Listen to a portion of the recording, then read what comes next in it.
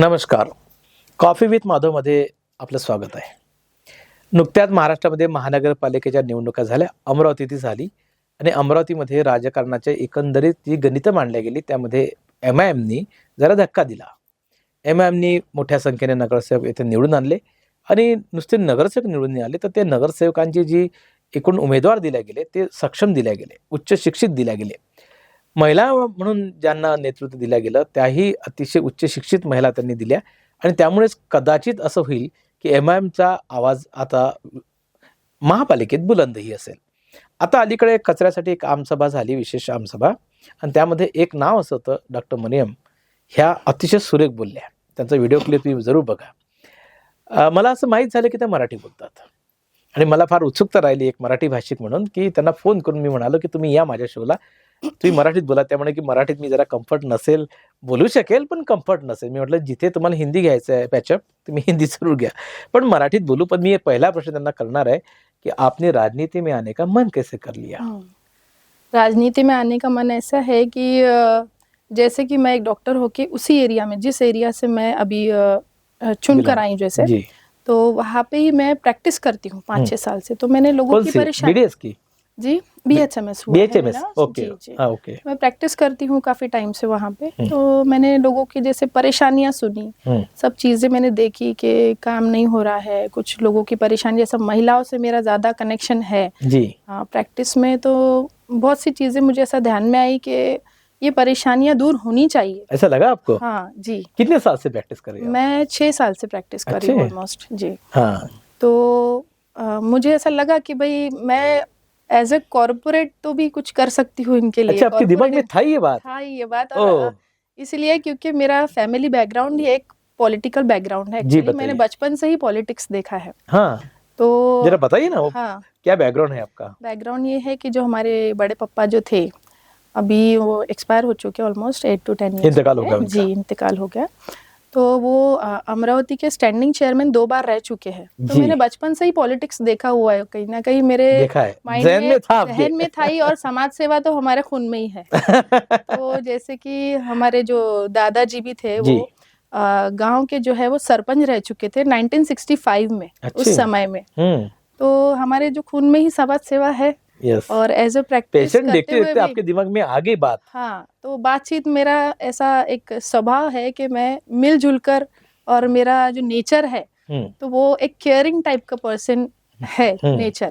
तो मैं जैसे डॉक्टर का तो नेचर होता ही है. जी एज ए डॉक्टर मैं पेशेंट्स को पेशेंट नहीं समझती, अपने घर का व्यक्ति समझती हूँ. क्या बात कर रहे हैं. जी.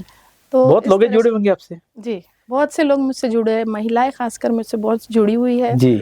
और जब मैंने ये सब चीज़ें सुनी तो मुझे ऐसा लगा, जब मैंने उनका जैसे महिलाओं से मैंने पूछा भी कि अगर मैं इलेक्शन में खड़ी रहती हूँ तो पूछा आपने? जी सर्वे कर लिया. सर्वे कर लिया मैंने. खड़े रहने के पहले ही मैंने सर्वे किया, सबसे बातचीत की. तो ज्यादातर लोगों का पॉजिटिव रिस्पांस था कि बिल्कुल आप खड़े रहिए, हमारे लिए बोलिए. आपने एक बहुत अच्छा शब्द इस्तेमाल किया, पॉजिटिव रिस्पांस लगा, लेकिन ज्यादातर जी कुछ लोगों ने अपोज भी किया होगा. क्यों किया है? अपोज किया तो उसकी वजह क्या थी उनके दिमाग में? अपोजिशन का ऐसा कुछ सच था ही नहीं. मतलब अपोजिशन कोई था ही नहीं. महिला ने चुनाव नहीं लड़ना चाहिए ऐसा कुछ नहीं था. ऐसा किसी ने बताया नहीं. लेकिन मेरे माइंड में था और मैंने ये विचार मेरे घर में रखा कि मुझे ससुराल में रखा कि मायके में रखा? दोनों भी साइड में. पहले किसका? पहले पापा को पता होगा कि मुझे चुनाव लड़ना है. हस्बैंड भी है माशाल्लाह से. हस्बैंड भी बहुत अच्छे हैं. हस्बैंड के सामने भी ये रखा. पहले हस्बैंड से ही बात की कि मेरा ऐसा विचार है. आपके शोहर क्या बोले? मेरे हस्बैंड बोले तुला जे करायचं आहे ते कर. क्या बात है. और उनका नेचर पहले से ही ऐसा है हस्बैंड का कि उन्होंने मुझे कभी किसी चीज के लिए नहीं रोका है. प्रैक्टिस करने के लिए भी नहीं कभी कि आपको जो करना है आप कर सकते हैं. जिस तरह मैंने चुनाव की बात की उसके लिए भी वो एग्री थे जी. कि उनको पता है कि मेरी वाइफ इतनी जिद्दी है कि वो ये भी कर लेगी.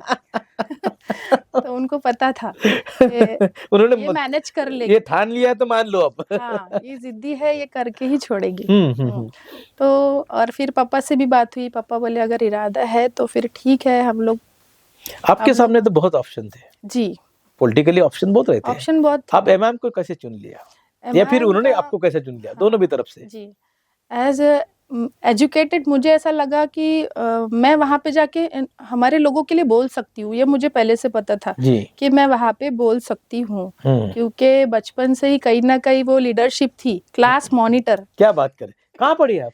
मैं 1st to 7th में राजेश्वरी विद्या मंदिर में पढ़ी हूँ। ये इरविन चौक वाला? जी, इरविन चौक वाले कॉन्वेंट में। और इसके लिए मैं मेरे पापा का बहुत थैंक्स करती हूँ, क्योंकि परिस्थिति नहीं होने के बावजूद उन्होंने हमें कॉन्वेंट में पढ़ाया। सभी धर्मों के साथ आपने पढ़ाई की है मैंने। स्पेसिफिक वो कोई अल्पसंख्यक स्कूल नहीं है, सभी धर्म के लोग। मैं 8 to 10th friends English high school में भी पढ़ी हूँ हबीबनगर में, जहाँ की थोड़ी परिस्थिति डाउन थी, तो फिर वहाँ पे मैंने, और यहाँ पे हाई स्कूल भी नहीं था उस समय पे, मेरे समय पे जी। तो फिर वहाँ पे, और बाकी जो मेरे सिबलिंग्स है, जैसे मेरे भाई बहन हैं, उन्होंने भी वहीं पे 10th तक पढ़ाई की जी। फिर पढ़ाई करने के बाद में अब सभी से हमारा जैसा मैं एक्चुअली भूल गई हूँ। यस, लेकिन आपने बीएमएस करने का कैसा? बीएमएस करने का बचपन से ही मेरा ड्रीम था डॉक्टर बनने का। बचपन पहले से ही ड्रीम था। आपने कुछ तो ड्रीम फिक्स कर लिए थे क्या? जी जी, डॉक्टर भी बनना है, कॉर्पोरेटर भी बनना है। मैं एक तरह अब मेरा है आने वाला ड्रीम नहीं पूछूंगा मैं अभी, जल्दी से सब डर जाएंगे सब। मैडम का क्या इरादा है? मैडम के इरादे बहुत कुछ है, लेकिन सबसे पहले यही है कि हमारे एरिया के लिए कि मैं कुछ करूं। क्या करना है आपको? बेसिक फैसिलिटीज जो है, ये बहुत दुख की बात बोली आप, या फिर एक ये है जी कि हमारा जो अल्पसंख्यक जो एरिया है जो हमारा, तो ये बहुत ज्यादा अंडर डेवलप्ड है। मतलब कुछ कुछ एरिया तो इतने ज्यादा है कि वहाँ पे ना पानी की सुविधा है, ना नालियां है, ना रोड है। बाकी चीजें, एजुकेशन तो हम लेते ही है, क्यों एजुकेशन तो हम एजुकेशन चिल्लाते हैं सिर्फ कि एजुकेशन नहीं है, लेकिन ये एजुकेशन के लिए आज तक किसने क्या किया है? कुछ भी नहीं जी, है ना। हल्ला बोल कर दीजिए आप, चांस है आपके लिए अभी। क्वालिटी हम लोग यही चाहते हैं कि जैसे कि सबकी परिस्थिति नहीं होती है, हाँ। तो सब लोग कॉन्वेंट में तो नहीं पढ़ा सकते, है ना। तो वही हमारी जो महानगर पालिका की स्कूल है, यहाँ पे क्यों क्वालिटी एजुकेशन नहीं दिया जाता है? यहाँ पे भी क्वालिटी एजुकेशन होना चाहिए, स्कूलों को अपग्रेड करना चाहिए, स्वास्थ्य सुविधा अपग्रेड होनी चाहिए। तो ये सब मेरा मोटो है अभी आगे। पहले लोकल फैसिलिटीज लोगों को करनी है, बाद में मुझे इन चीजों पे भी ध्यान देना है, और भी बहुत कुछ सोच के रखा है। बताइए ना क्या सोच के रखा है? अभी वो सीक्रेट।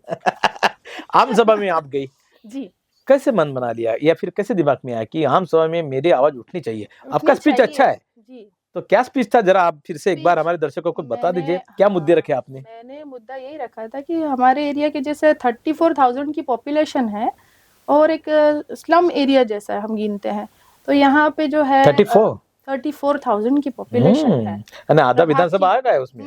प्रभा की इतनी पॉपुलेशन होने के बाद में यहाँ पे कुछ सफाई वगैरह का कुछ है नहीं जी।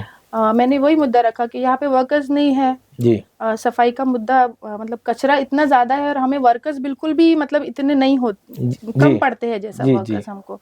तो हमने उसी के लिए आवाज उठाई, और मैंने जहाँ तक सेफ्टी के बारे में भी बात किया, क्योंकि मैंने उनको वर्क करते देखा, बेयर हैंड से वो लोग कचरा निकालते हैं, तो ये उनके हेल्थ के लिए भी मेरे हिसाब से सही नहीं है, तो मैंने इसके लिए भी बोला है जी। यही मुद्दा था आपका? जी जी हाँ, कि उस हैंड ग्लोव्स भी नहीं उन लोगों के, और कचरा रोज डेली उठाया नहीं जाता उनके बारे में भी आपने सोचा जी, जो काम कर रहे हैं, समस्या तो है ही है, देखा है ना हाँ, कि वो बेयर हैंड से कचरा निकाल रहे थे। तो एज ए ह्यूमन उनकी भी सेफ्टी मेरे को लगता है कि होनी चाहिए। हमारे यहाँ पे कचरे, डेली कचरा नहीं जाता है, जिसकी वजह से जो मच्छर का जो है अंबार, वो है कचरे का है। उसके बाद में फॉगिंग नहीं होता है। फॉगिंग मैंने बचपन में देखा था। हमारे एरिया में जो फॉगिंग का काम होता था ना, वो लिटरली मैंने बचपन में देखा था। उसके बाद नहीं देखा, फॉगिंग देखा ही नहीं है। 8-10 साल पहले मैंने मतलब देखा होगा, फिर भी मैं काफी थोड़ी बड़ी होंगी मतलब, लेकिन तब मैंने फॉगिंग देखा था। उसके बाद में मैंने अभी तक फॉगिंग नहीं देखा है, जो कि होना चाहिए मेरे हिसाब से। मच्छर वगैरह के लिए पहले धुएं गाड़ियां आती थी, धुआं की गाड़ियां बोलते थे हम लोग, जो धुएं की गाड़ियां सुबह आती थी, लेकिन वो ऐसी गायब हुई कि उसके बाद में वो भी नहीं है। और ये भी मुद्दा उठा है विशेष सभा में कि जैसा इस बारे में भी, जैसा फॉगिंग होनी चाहिए, कचरा उठना चाहिए। बेसिक देखिए, एक जो वहाँ पे जो है एक लेवल के लोग रहते हैं, जैसे कि मजदूर है, डेली वर्क पे जाने वाले लोग हैं, इनकी रहती ही क्या होगी, मतलब डिमांड्स रहती ही क्या है? ये क्या डिमांड होंगी?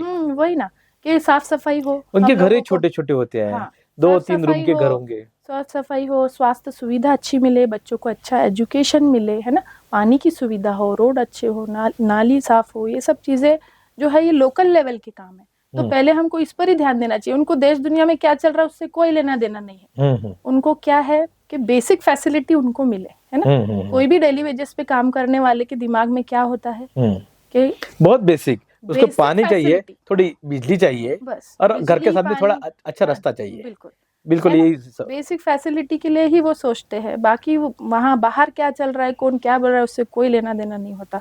तो मेरा बोलना ये है कि बेसिक फैसिलिटीज ही अभी तक वहाँ पे है नहीं, तो ये देना जरूरी है। बेसिक फैसिलिटी हक है सबका, है ना। आप चुनाव लड़ने गई थी जी।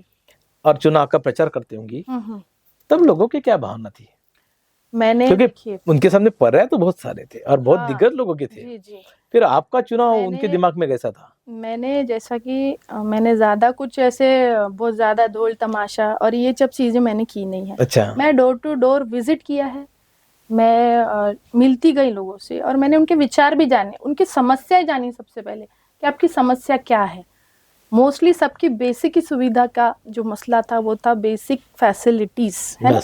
बस यही मुद्दों पे मैंने उनको यही आश्वास कर दिया, प्रॉमिस कर दिया, हाँ, वादा promise कर दिया है। हाँ, मैंने प्रॉमिस किया। और आप पहली मैंने बार उनको आए ना बताया। चुनकर? जी जी, पहली बार आई हूँ मैं। जब आप चुनकर आई, 16 तारीख को रिजल्ट लग गया, नेक्स्ट दिन पहले जब पहला फोन आया होगा, उसके बारे में बताइए। किसका पहला फोन फोन आया कि ये शिकायत है मैडम, डॉक्टर मैम अब बीमार हूं मैं, ऐसी तो नहीं होगी? पहला फोन किसका था? सेकेंड डे तो ऐसा कोई फोन नहीं था, हाँ। ले सब ऑलमोस्ट कॉन्ग्रेचुलेशंस के ही फोन हाँ थे। जी, लेकिन 2-4 दिन बाद से यही जो बताइए ना हमारा, जरा उसके हाँ, बारे में। पहला जो फोन था, शिकायत वाला फोन, हाँ, क्या था? शिकायत वाला वही था कि भाई साफ सफाई का मुद्दा जो हमने बोला था, बस उसी के बारे में हम लोगों को अभी, महिलाएं फोन करती हैं कि पुरुष ज्यादा फोन करते हैं? जैसे कि अभी महिलाएं वगैरह, जैसा मैं डॉक्टर हूँ तो मेरे जी। नंबर्स ऑलमोस्ट महिलाओं के पास भी है। जी। तो महिलाएं भी अपने कंप्लेंट पब्लिक नंबर कर दिया है? पब्लिक नंबर एक्चुअली पापा का है, हाँ। मेरा भी है, लेकिन मेरा लेडीज में है। जैसा एज ए डॉक्टर मेरे नंबर्स दिए हुए और उसी एरिया में होने की वजह से वो ज्यादातर लोगों के पास मेरे नंबर्स हैं। फोन करते लोग, फोन करते हैं। बाकी स्ट्रीट लाइट्स कितने है, आते हैं फोन? फिर भी डेली के रहते ही है मुझे। अब मुझे 8-10 एक आधा कॉल किस्सा रहती है। बताइए, एक आधा नुस्खा बताइए कि आपने, अब फोन आया और घर में आप खाना पका रही है, हाँ, बच्चों के लिए, जी जी, और फोन आ रहा है कि मैडम जल्दी आइए, ऐसा कुछ तो हुआ हुआ होगा, वो तो बताइए ना। एक पेशेंट एक्चुअली कॉल आया था मुझे, पेशेंट के लिए फोन आया था जी। एक्चुअली एरिया से, कि उस समय पर वो पेशेंट थोड़ा सा क्रिटिकल कंडीशन में था और मुझे फ़ोन आया कि मैडम आप आइए, थोड़ा सा देखना पड़ेगा, क्योंकि हम लोगों को एक्सपायर हो चुका था एक्चुअली वो, तो उनको समझ में नहीं आ रहा था। तो उन्होंने मुझे कॉल किया, मैंने वैसे ही डैडी को फ़ोन किया कि आप मेरे साथ चलिए, हम देखते क्या इशू है, अदरवाइज़ हम उसको रेफरेंस दे देंगे अगर कुछ रहता है तो हम गए वहाँ पे। मैंने देखा तो वो ऑलरेडी पेशेंट एक्सपायर था, तो मैंने उनको बताया कि भाई पेशेंट तो एक्सपायर है, बस ये कंडीशन हुई वहाँ पे, बस उसके लिए। और किस बात के लिए फोन आते हैं? और भी मतलब जैसे कि भाई हमारा ये इशू है, स्ट्रीट लाइट का इशू है, और उसके बारे में अभी तो फिलहाल ज्यादा टाइम नहीं हुआ है, ज्यादा हुई तो है, ज्यादा लेकिन समय नहीं हुआ है। एक सवाल तो हम हर हैंडपंप के लिए कई लोगों के लिए फोन करते हैं, हाँ। या फिर लोगों को पूछते हैं, और महिलाओं के मेरा ये सवाल बहुत कॉमन है हम्म, कि चुनाव लड़ने तक या फिर आपका नॉमिनेशन होने तक, फॉर्म भरने तक नॉर्मल लाइफ थी आपकी? जी जी, बच्चे थे, शोर थे, सास है बिल्कुल, आपको? नहीं है, सास ससुर? हाँ, तो जो भी संसार है आपका वो था, मम्मी पापा थे, सब लोग थे, सब नॉर्मल मस्त चल रहा था। जी जी, और आपने अचानक से निर्णय कर लिया, क्योंकि फर्स्ट टाइम है आपका, जी जी। फिर सब बिगड़ गया होगा चुनाव के रैली में, आप बिजी। वो तो मैं रेडी थी उसके लिए, नहीं ठीक है ना, रेडी थी। लेकिन जो मम्मी सुबह बना देती बच्चों को ब्रेकफास्ट, हाँ। वो मम्मी अभी प्रचार में चली गई 1 महीने से, वो सुनना है मुझे। हाँ, वो प्रचार इन द सेंस वो भी जरूरी था, एक के लोगों से मिलना, जहाँ की मेरा ऐसा ही था कि मुझे लोगों से मिलना है। मैं 34,000 की पॉपुलेशन में पहुंची हूँ जी, डोर टू डोर मैंने विजिट किया है, डोर टू डोर विजिट किया है, लोगों से बातें की है, चर्चाएं की हैं, उनकी परेशानियां जानी सुबह से शाम तक, सुबह से शाम तक, रात को 9 बजे तक रहती थी मैं बाहर। ऑलमोस्ट पापा और मम्मी है सपोर्ट के लिए, बच्चे उनके पास रहते थे, हस्बैंड बिजनेस पे है जी, वो नहीं आते जी, वो आपके इसमें प्रचार में नहीं थे? वो बिहाइंड द क्या बोलते हैं उनको, साइड में थे है वो। है उनका सपोर्ट पीछे है बस क्योंकि वो फुर्सत, बिजनेसमैन आदमी को फुर्सत नहीं रहती है। करेक्ट करेक्ट बहुत बिजी है लेकिन उनका फुल सपोर्ट है मुझे जी। कि आपको जो करना है आप कर सकती हो, आप वो नहीं है। लेकिन हस्बैंड की एक अपेक्षा भी होती है कि बिरयानी बनाए, जैसे फ्राइडे को, संडे को, जो भी है। नहीं, हम लोग बाहर से खा रहे थे पहले से ऐसा था क्या? नहीं, अरे आदत पहले लगा ली क्या प्रचार के आपने? समय पे, प्रचार के समय पे उन्होंने काफी सपोर्ट किया मुझे, क्योंकि लोगों की बहुत अपेक्षा होती है। हाँ, क्योंकि डेमोक्रेसी को यदि सही रूप में देखना है ना आपको, तो नगर पालिका के अंदर, महापालिका के अंदर देखिए, क्योंकि जिन्होंने वोट किया वो वोट देने वाला वोटर सामने खड़ा है आपके, और उसकी तत्काल अपेक्षा है कि अभी इस वोट को मैं कैसे कन्वर्ट करूं। वोट दिया है मैडम आपको, अब काम करो। नहीं, और काफी मुझे काफी वोटिंग हुआ है, मतलब जैसे कि वैसे तो सभी का अच्छा वोटिंग रहा, लेकिन मुझे भी काफी अच्छा वोटिंग रहा। और मुझे पता है कि लोगों की मुझसे अपेक्षाएं जो है वो ज्यादा है जी, क्योंकि एज एजुकेटेड पर्सन लोग सोचते हैं कि हमारे लिए कुछ क्योंकि मैडम समझ चुकी है, उनको एडमिनिस्ट्रेशन समझता है, उनको पुलिस सिस्टम समझती है, मेडिकल सिस्टम समझती है, एजुकेशन सिस्टम, वो तो सब है। रात को कभी फोन आया? ऐसा हुआ कभी रात को कोई फोन आई इस महीने में? नहीं, अभी तो नहीं, फिलहाल में ऐसा कुछ डिस्टरबेंस नहीं हुआ है और होगा लोग भी समझदार तो है, उसके लिए हम रेडी है। क्या बात है। लोग समझदार बन गए आपके। अगर ऐसा भी होता है आगे तो हम उसके लिए भी तैयार है, क्योंकि देखिए लोगों ने हमको कुछ सोचकर ही चुनकर दिया है, तो हमारा काम है उनके लिए हमेशा प्रेजेंट रहना। एक निजी सवाल है मेरा जी। कल जिस गली से आप गुजरती थी एक जनरल पब्लिक की तरह, और आज कॉर्पोरेटर के हिसाब से गुजरती है, लोगों की अपेक्षा है, लोग आपको देखना भी चाहते हैं कि हमारे कॉर्पोरेटर आ गए हैं, हमसे कुछ काम करके। क्या फर्क आता है लोगों के अंदर? फर्क एज मैं उस एरिया से मतलब और क्या बोलेंगे उसको, एक रूबरू हूँ, तो कुछ ऐसा नया कुछ नहीं है मेरे लिए। तो कुछ तो फील होता होगा कि लोगों की उनकी आंखों में बहुत सारे आशा देख रहे हैं आप, बहुत सारे सवाल भी देख रहे हैं। पेशेंट्स भी देख रही हूँ, मेरी ओपीडी चालू है जी। देखते हैं क्या आप? हाँ, ओपीडी मेरी चालू है। कैसा टाइमिंग आपका ओपीडी? मेरा इवनिंग टाइमिंग है ओपीडी, मॉर्निंग का, क्योंकि मुझे अभी सभाएं वगैरह में जाना पड़ता है, कभी कुछ होता है तो बिगड़ गया ना प्लानिंग पूरा। थोड़ा मॉर्निंग का भी, थोड़ा रमजान तक भी थोड़ा सा, उसके बाद में भी मैं मॉर्निंग भी इंशाल्लाह ओपीडी स्टार्ट करूंगी जी। तो इवनिंग में मुझे पेशेंट्स के साथ में मुझे उनकी कंप्लेंट्स भी सुनती। आपके प्रभाग के 4 mm? 3 mm 3 mm है। हाँ जी। और तीन ही थे हम लोग जी, तीनों भी चुन कर आ गए। तो लोगों की उम्मीद ही जो है वो यदि हम खरे नहीं पकड़ सकते, उनकी जो उनको जो अपेक्षा है, इसका डर है आपको कभी कि हम कर सकेंगे कि नहीं कर सकेंगे? अपेक्षा बहुत ज्यादा है। मैं बताती हूँ आपको, ये जो आपने क्वेश्चन किया बहुत अच्छा है। लोग चुनकर आते हैं तो खुशियां मनाते, फटाके फोड़ते हैं, बहुत ज्यादा ओवर एक्साइटेड होते हैं, और मैं स्ट्रेस में थी। मुझे लगा स्ट्रेस में क्यों थी मैं आपको बताती हूँ। मेरे माइंड में ये चीज थी कि ये 34,000 पॉपुलेशन की रिस्पॉन्सिबिलिटी मुझ पर आई है, तो मुझे इसको खरा उतरना है, ये मेरे माइंड में था बस। यस। लोग ऐसे नाच रहे, खुशियां मना रहे, और मैं स्ट्रेस्ड हूँ। आप नर्वस भी होंगी कि मैंने क्या चुन लिया ये। नहीं, मुझे रिस्पॉन्सिबिलिटी एक्चुअली मुझे ये है कि मैं खरी उतरूं, है ना, बस मुझे ये था। एज अ डॉक्टर करके तो मैं करके दिखाऊंगी इंशाल्लाह। बराबर। लेकिन एक तरह का थोड़ा सा स्ट्रेस नहीं बोलेंगे वो, नहीं, लेकिन एक जिम्मेदारी तो है ही, एक रिस्पॉन्सिबिलिटी है, और बहुत बड़ी रिस्पॉन्सिबिलिटी। जनरली क्या होता है कि भारत, मुझे पता है कि मैं कर लूंगी, क्योंकि मेरे फैमिली का, मेरे हस्बैंड का, हमारा सबका सपोर्ट मुझे है, तो मैं ये भी कर लूंगी। हमारे इंडियन पॉलिटिक्स में हमें देखा गया जी, पूरे देश के अंदर कि जो नेता चुनकर आते हैं 5 साल के बाद मिलते हैं। हाँ जी, इसलिए ऐसा देखा गया है, और बहुत सालों से ये कंप्लेंट थी लोगों की। लेकिन अब ये सोशल मीडिया का जमाना है, यहाँ मैडम नहीं आती तो ये फोन पर जो बात, फोन नहीं उठाते उसका भी वायरल कर लेते हैं। बिल्कुल, और आप सभी देख रहे होंगे, अभी ये भी देखेंगे, और मैडम को तो मैं बुलाऊंगा, बहुत बार बुलाऊंगा, क्योंकि जो वादे किए उन्होंने अपने लोगों से, वो तो आपको निभाने पड़ेंगे। और उसके लिए क्या कर रहे हैं मैडम, हम तो ये भी देखेंगे। लेकिन खुशी इस बात की भी है कि आपको एडमिनिस्ट्रेटिव लेवल पे कैसी बात करनी है अच्छी तरह से पता है। उस दिन का आपका एटीट्यूड वैसे था कि आप कमिश्नर से बात करिए। आज यदि कमिश्नर मैडम आपका शो देख रही है तो उनको क्या बताना चाहेंगे आप आपके एरिया में, अब एरिया के बारे में? मैं तो उनसे यही कहूंगी कि बेसिक फैसिलिटीज के लिए ही मैं आई हूँ, और आप मेरे लिए यही करिए कि मेरे लोगों को, जो मेरे प्रभाग के लोग हैं, इनके लिए आप बेसिक फैसिलिटीज की व्यवस्था बिल्कुल करके दीजिए। आपका कंट्रोल कैसा होगा उस पर?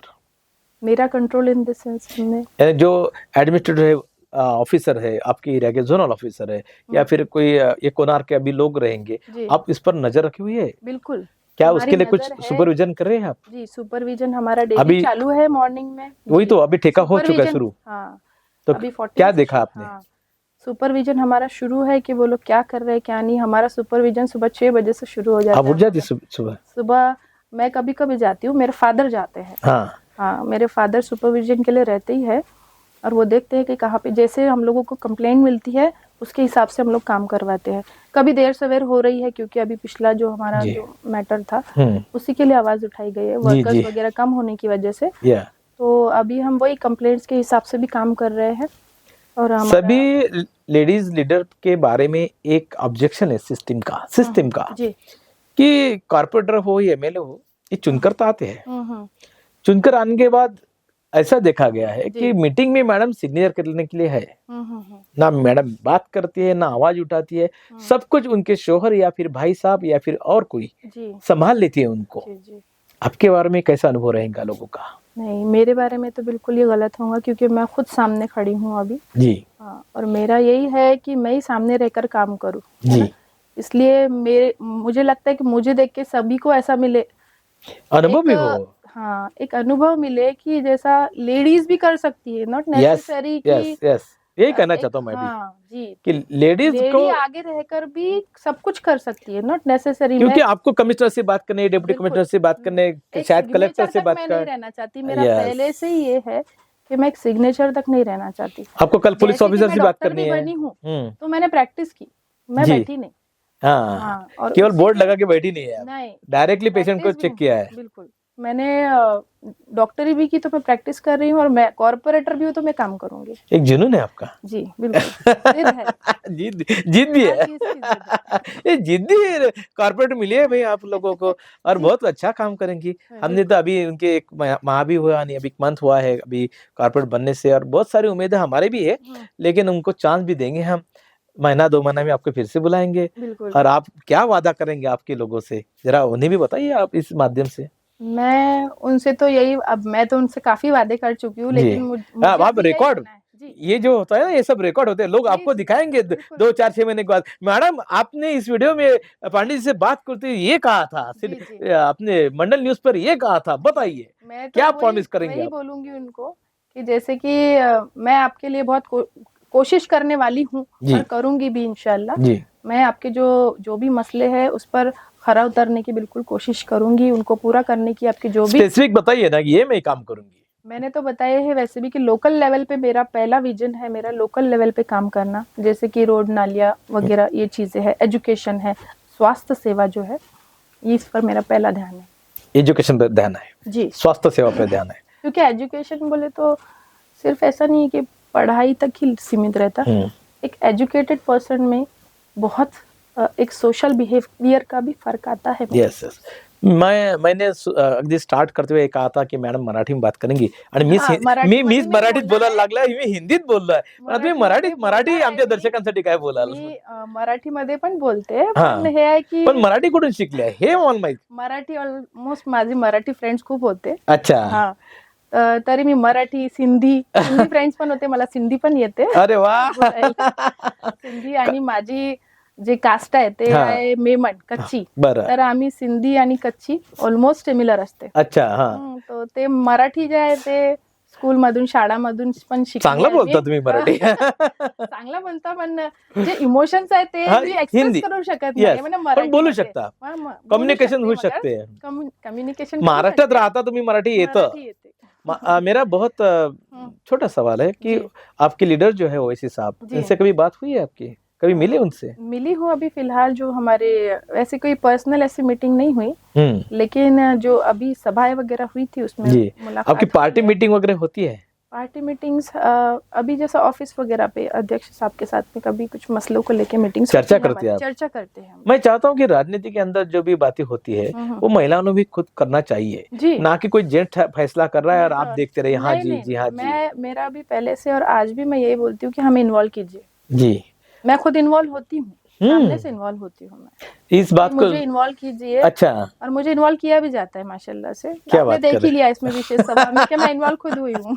हाँ, ये खुद आगे बढ़ना चाहिए। बढ़ना चाहिए। एक खुद में ही होनी चाहिए पावर, सेल्फ कॉन्फिडेंस जिसको बोलते हैं हम लोग, है ना। मैं आपके मुंह से ये भी सुनना चाहूंगा कि आज जो हमारी महिलाओं की बहुत अच्छी स्थिति नहीं है, जी। लॉ एंड ऑर्डर पे भी अच्छी स्थिति नहीं, क्योंकि सुरक्षित नहीं महिला बहुत सारे तरीके से, हम्म। उनकी सामाजिक स्थिति भी बहुत अच्छी नहीं है कि हमने खुद होकर किसी महिलाओं को आगे किया, ऐसा बहुत देखिए, कम मैं देखा बताती हूँ जाता। आपको, वुमेन एम्पावरमेंट की बात कहीं भी होती है जी, लेकिन वुमेन्स को आगे बढ़ाना, जैसा कि मैं आपको बताती हूँ, हमारा इस्लाम जो है बहुत अच्छा है माशाल्लाह से।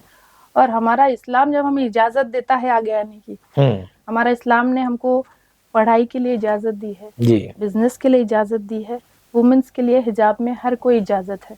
तो जब हमारा इस्लाम इतना खूबसूरत है कि हमको आगे बढ़ाते, तो हम क्यों ना बढ़े। तो आगे बढ़ रही है आप। बिल्कुल। वुमेन डे पर क्या आप सभी महिलाओं से क्या बात करना चाहेंगे? क्या मैं महिलाओं से खासकर यही कहना चाहूंगी कि देखिए, आप एजुकेशन भी एक तरह का, जैसा मैंने बताया है कि एजुकेशन भी एक फर्क होता है ना। तो इंडिपेंडेंट होने की कोशिश कीजिए। मैं तो यही चाहूंगी कि मैं चाहती हूँ कि हर महिला इंडिपेंडेंट हो। क्या बात रखी, वाह वाह, इंडिपेंडेंट। धन्यवाद. मराठीमध्ये थँक्यू, हिंदीमध्ये इंग्लिशमध्ये थँक्यू, मराठीमध्ये धन्यवाद, शुक्रिया. खूप सुंदर मुलाखत, असं वाटतं गप्पाच म्हणू आपण याला, गप्पा केल्या आम्ही, रूबरू हुए हम बात करते करते, और फिर से बुलाना ही है हमें मेहमान को जी। लेकिन क्या करते हैं मैम, तो आप सब नज़र रखिए और हमें कमेंट्स में लिखिए आपको ये मुलाकात, ये बातें कैसी लगी और दिल को छू गई क्या, तो आप कमेंट्स में लिखिए और मंडल न्यूज़ को सब्सक्राइब कीजिए, फॉलो कीजिए, शेयर कीजिए. यहाँ ही रुकते हैं, फिर से बुलाते हैं. धन्यवाद.